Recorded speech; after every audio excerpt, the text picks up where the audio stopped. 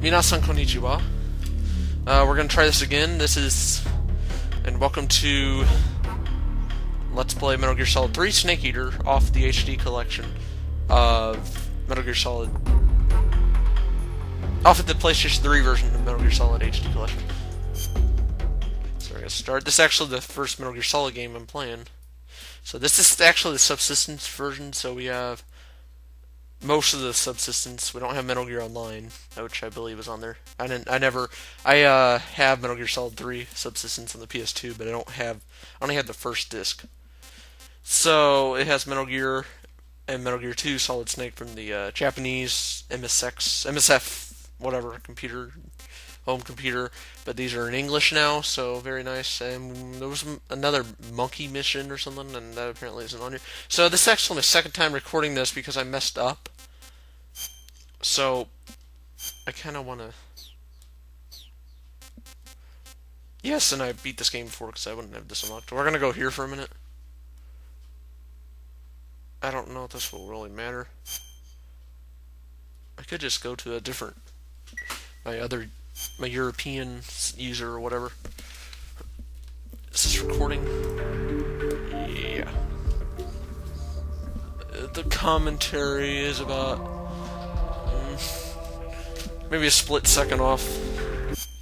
So wait, can I yeah, I want to change my... Okay, but I'm worried that like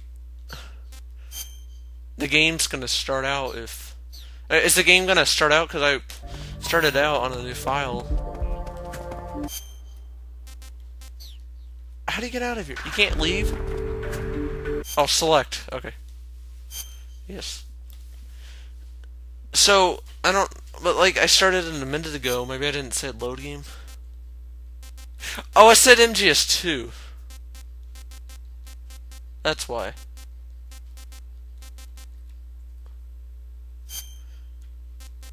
Very easy. Yeah, we're doing this one very easy. This is the first Metal Gear Solid game in the chronological order. After the end of World War II, the world was split into two, East and West. This marked the beginning of the era called the Cold War.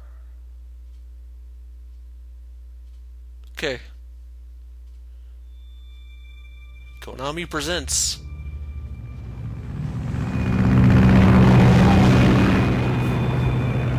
a Hideo Kojima game. It's an airplane. David Hayter, voice of Naked Snake, not Solid Snake. Solid Snake's on here. Other actors who play other people, I assume. The American flag. Proud to be an American, or at least I know I'm free. And I won't forget the men who died. Fox Sound gave that right. Running over Pakistan. Altitude 30,000 feet. Approaching Soviet airspace. Yeah, this is when this game takes place. Part of 20 minutes to drop off. Commencing internal depressurization. I don't think it all takes place in the same day. Arm main parachute. Alright. Now all of a sudden there's no subtitles.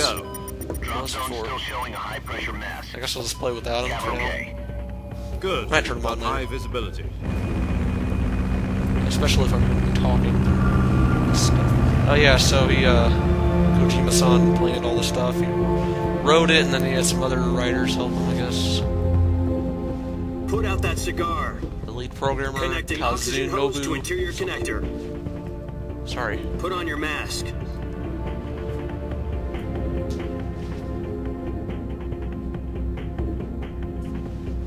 Hopefully there's no one deaf out there. Does this panty waste know what he's doing? Could put subtitles on the commentary too. No, that'd Approaching release point. be difficult. 10 minutes to drop off. Hey, are you deaf? He said put out the cigar and put on your mask. He just threw it and he didn't put it out. Turn this on the computer. Alright, now we have it on. Okay, so yeah, so the game worked now. Depressurization complete. Checking oxygen supply. 6 minutes to drop off. Opening rear hatch. My controller's vibrating. I wonder if, yes, Metal Gear Solid Snake is Sunrise. I wonder if there's any PC games that have, like, vibration effects. Oh, Harry Greg Simulators. Temperature minus 46 degrees Celsius. 2 minutes to drop off. Stand up. Olivia is also on a Shrek the Third. You'll be falling at 130 miles per hour. Try not to get frostbite from the wind chill. Yeah, I don't think I'd want 1 minute to drop off. Move to the rear. As I said in my infamous... This is one for the history books. The world's first Halo jump. As I said in my, 10 one of my seconds to drop off. Stand by. infamous videos, I said I am afraid of heights. Status okay. All green. Or like, not necessarily heights, but like, Countdown. 5, 4, stuff like this though. 2, He's just counting down. Spread your wings and fly. God be with you. Yes, God be with you. Maybe he doesn't believe in God. I believe in God. I am Baptist. Alright. He's spinning like Sonic.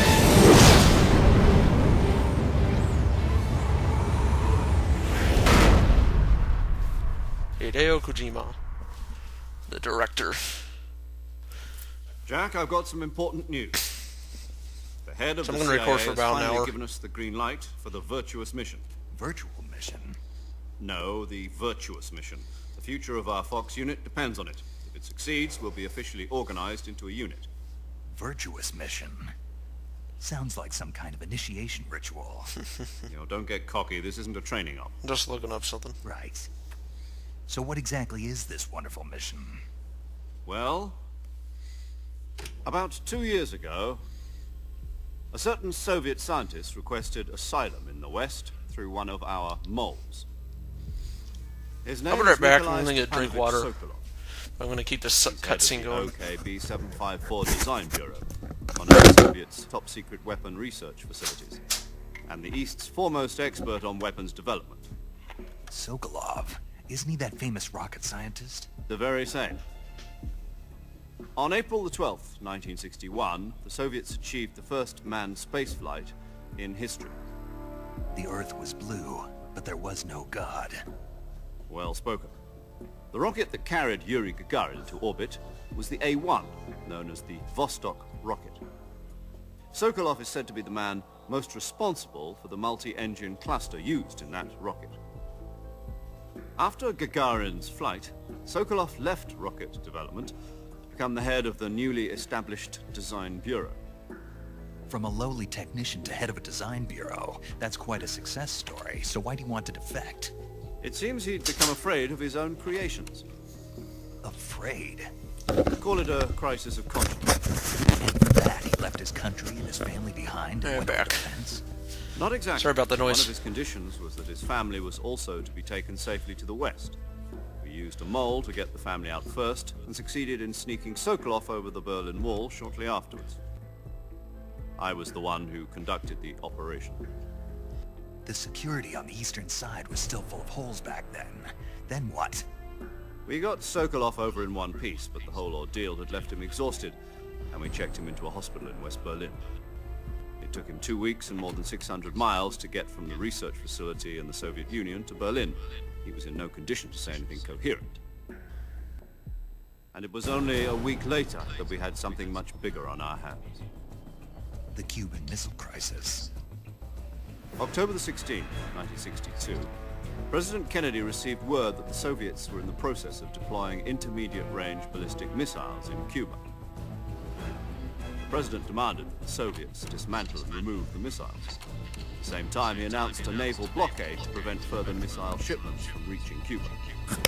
But the Soviets didn't back down, instead placing their armed forces on secondary alert. Soviet transport ships carrying missiles continued on course towards Cuba. US and Soviet forces went on alert for an all-out nuclear war. Frantic Turn this negotiations down. were conducted through the UN's Emergency Security Council and unofficial channels to end the hair-trigger standoff. Finally, on October the 28th, the Soviet Union agreed to remove its missiles from Cuba. And so the world avoided a nuclear holocaust. But in order to get the Soviets to pull their missiles out, we had to make a deal. You mean the one where the US agreed to remove its IRBMs from Turkey? No. The Jupiter IRBMs deployed in Turkey were obsolete, and we were going to get rid of them anyway. They had no strategic value whatsoever to either the US or the Russians. The Turkey deal was a ruse, a cover story that was fed to the other intelligence agencies around the world. So what did the Russians really want? Sokolov. They wanted us to return Sokolov. You mean the Soviets pulled out of Cuba just to get their hands on Sokolov? That's right.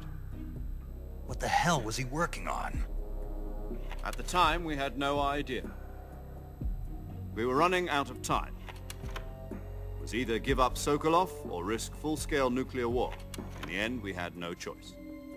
President Kennedy gave in to Khrushchev's demand. The next day, I got Sokolov out of the hospital, handing him over to agents on the eastern side. Sokolov kept on screaming, "Save me," until he disappeared from my sight. Then a month ago, we received some new information from one of our moles. About Sokolov? Yes. He was taken back to the research facility and forced to continue working on the weapon in question under KGB supervision. What's more, it's on the verge of completion.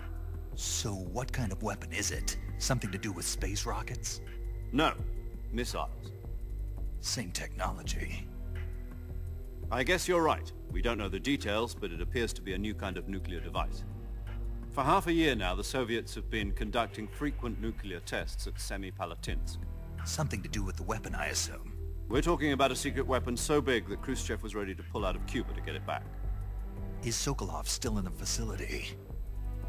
No. According to our intelligence, he's in Selino-Yarsk, a place in the mountains about 3 miles to the west that's known as the Virgin Cliffs. The Virgin Cliffs. Nice name for a virtuous mission. They moved him there just recently. Why? Apparently, they're conducting a field test of the weapon, but it's our best chance to get him back. This mission would never have been possible if he was still in the research facility. This is our last chance. Sokolov must have known that too when he contacted us.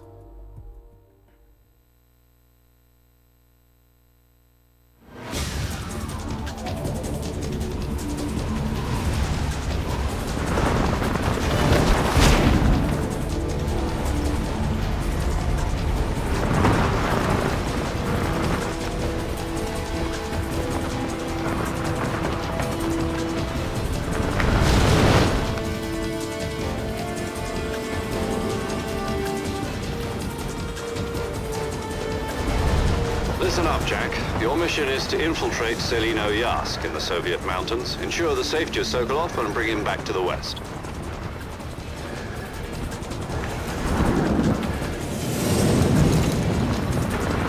If we don't get Sokolov back before that weapon is complete, we'll be facing a major crisis. The clock is ticking.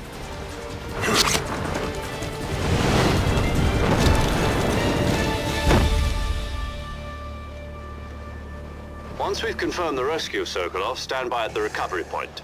A recovery balloon will be dropped at that point. Helium will be pumped into the balloon to inflate it. The process takes about 20 minutes. Once it's complete, the gunship's arm will latch onto the balloon and pull it up. The Fulton surface-to-air recovery system. I'm familiar with the theory. Take it easy. It's been combat-proven. Do you think Sokolov is up to it? The shock will be less than during a parachute jump, and the arm can handle up to 500 pounds. So you're planning on going over the border in a single combat Talon? She's equipped with 2 6-barrel 20mm Vulcan cannons, as well as 2 40mm machine guns. Sounds like she could hold her own against a battalion of tanks. Even with the fuel in the reserve tank, we're facing a 4-hour time limit. If all goes well, it shouldn't take more than a few hours. Home in time for dinner. But if anything goes wrong, You'll be eating dinner, breakfast, and all the rest of your meals in the jungle.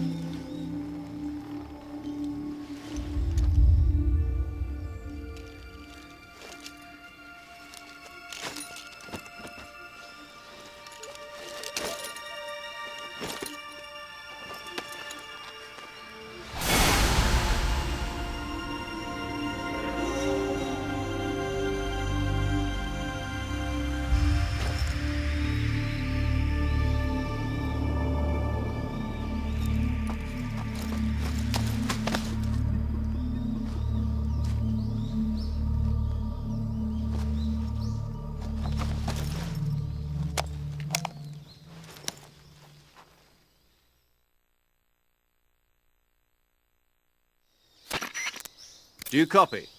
You're already in enemy territory, and somebody might be listening in. From here on out, we'll be using code names to refer to each other. Your code name for this mission will be Naked Snake. I'll be referring to you as Snake from now on. You're not to mention your real name. Snake? What, you don't like snakes? What do you mean? You've eaten one before, haven't you? In survival training. I'm glad to hear that. I don't know if I'd ever order one in a restaurant, but... Be careful, you might not have a choice. What about you, Major? What should I call you? Let's see. I'll be Tom. Call me Major Tom. This will be a sneaking mission. You must not be seen by the enemy. You must leave no trace of your presence. Is that clear? This kind of infiltration is the Fox unit's speciality. In other words, weapons and equipment are procured on site. That goes for food as well. You're completely naked, just as your name implies. Great. Now I see why you asked me if I like snakes. I suppose calling me Snake was your idea of a joke, too. No. There's a good reason for that. I'll tell you later when the time is right. Gotcha. Getting back to the subject, how exactly am I supposed to feed myself? You've been issued a knife and a tranquilizer gun. Use them to hunt for food. You'll also find some medical supplies in your backpack. Yeah, about the backpack. I lost it in a tree on the way down. I see. Well, you'd better go back and get it then. Do you know where it is? No problem. I can see it from here. It's stuck on a branch. To climb a tree, stand in front of a tree that's covered in ivy and press the action button. I'll be monitoring your progress over the radio. We can't risk violating Soviet airspace, but I'll be in the gunship. My frequency is 140.85. I'll give you a call if I need to talk to you. If you need to talk to me, use the send function. Okay, Snake, go get your backpack. Yep, time to go to school. Okay. I'm gonna save.